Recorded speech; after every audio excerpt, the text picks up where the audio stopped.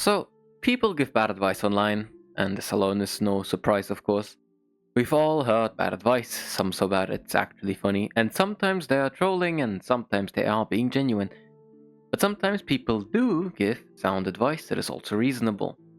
But what if that advice only feels right because of how we remember our own experience? We all do love talking about our differences after all, everyone is different, but universally to our core, we all act according to our own logic. It really is our experience and viewpoint that makes us seem different with our thinking. Our biases make us think that one way of doing things doesn't work for us and another one does, when the core principle of what makes the things that work are just hidden behind our viewpoint. Most people have a general idea of what kind of learner they are, right? I'm not an auditory learner. I never managed to learn anything in physics, not teacher read us lectures. But memory is very selective and biased, of course. One person takes home that auditory learning isn't for them after listening to their teacher for the whole period, and the next guy takes home that they are very good with auditory learning after they listen to a podcast. The topic is fascinating to him, and with just audio experience, he remembers everything being said. But we don't take into account that the teacher is paid to teach and test, while the podcaster is paid to entertain while educating. The teacher will talk monotonous and bland as he's not an entertainer, while the YouTuber knows that keeping the listener engaged is the most important thing and knows exactly how to do that. A teacher doesn't understand that the student should feel like the topic is important to him, otherwise the student will not care about it or remember it. The podcaster will give an analogy to a situation we all know, tell us how the topic can be used to help us in particular, give you a practical approach to learn or incorporate the and even throw in a more personal anecdote somewhere in between of how it helped him.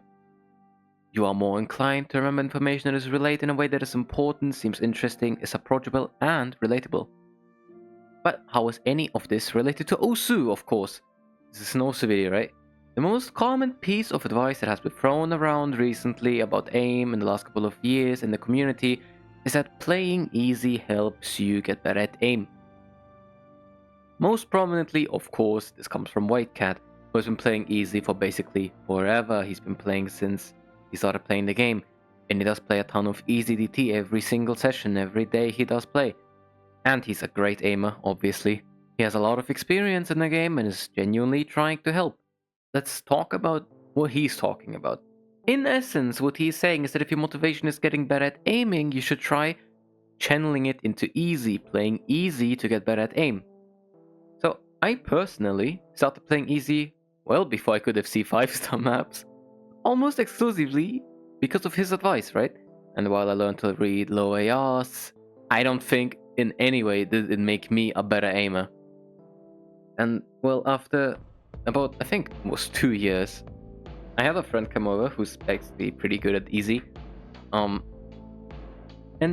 the best way he put my easy skill is that it's not bad. It definitely looks like you at least know what you're looking at. So in no way would someone call me an easy player, right? And I only recently started getting decent scores with easy after I became better at aim, right? So I basically didn't touch easy for the better half of a year, and I only played no more aim maps during that time. That was last year. And to my surprise, after all that time, after that improvement arc, after I played easy again, all my scores were drastically better. So what if getting better at aim actually makes you better at easy? And so when you start getting better at easy scores, you think that getting better at easy made you get better at aim. So, well, let's talk about this, right? WhiteCat's biggest motivation in OSU is that easy DT is just really fun for him. This motivation isn't actually aim itself, it is easy. So what if he actually just got better at aiming so that he could pursue better easy scores? I'm saying that his viewpoint made him think that his aim got better by playing easy, while in reality playing easy was and is what got him his motivation to get better at aim. I'm not saying to play aim if you want to get better at easy, as that would introduce playing easy and playing aim as two separate entities, while aim is a skill and easy is a modification in the game that just changes the map. So you can get better at aim by playing easy. But it's not like playing easy on its own makes you better at aim. And it isn't that playing aim maps with easy is what makes you better at aim. Having a reason to get better at aim is what makes you better at aim. Enjoying easy and liking to play easy DT is the motivation that WhiteCat needs to get better at aim. He wants to get better at aim because he wants to full combo the maps he plays with easy DT. He's not playing easy to get better at aim. And he's not playing aim to get better at easy. He's just playing aim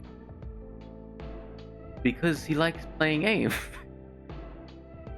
And he's playing easy because he likes playing easy. So he plays aim with easy. I personally believe in WhiteCat's experience about finding a reason and intrinsic motivation to get better at anything in life, really. So, while I do believe in his experience, I wouldn't actually listen to his own interpretation of his experience.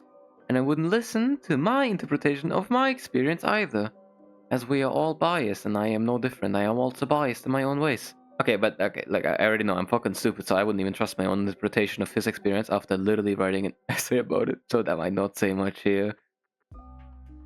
And lastly, before you take any advice as gospel, I think you should look at the bigger picture and think, are the points he's talking about, the advice he's giving, is it causal or is it just related? Since after all, long term, no one will be able to take away you need to think for yourself, so use your brain. Also, it is scientifically proven that we all learn the best when we mix as many learning types as we can, since it's difficult to be bored with a topic when every sense is being stimulated. On sodium, I am black on sodium. Playing easy was what got him.